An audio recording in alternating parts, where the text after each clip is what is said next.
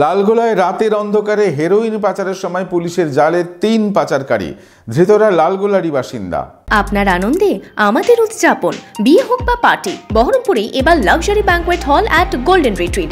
জেলায় একমাত্র pillarless banquet. আছে স্পা, সালন, ক্লাব মেম্বারশিপের সুযোগও। বহরমপুর শিল্প তালুকে গোল্ডেন রিট্রিট। শীতের রাতে বাইকে হেরোইন পাচারের সময় হাতে নাতে ধৃত 3 পাচারকারী। লালগোলার ছাগলহাট এলাকা থেকে ধৃতদের কাছ থেকে উদ্ধার হয়েছে প্রায় 256 গ্রাম হেরোইন। পুলিশ সূত্রে জানা গিয়েছে, শনিবার রাতে ছাগলহাট এলাকায় বাইক নিয়ে যাওয়ার সময় 3 জনকে আটক করা হয়।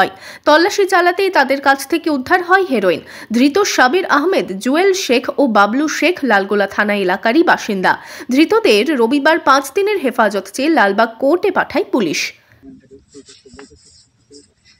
তোমাদের একটা গাড়ি ছিল, তাই তো?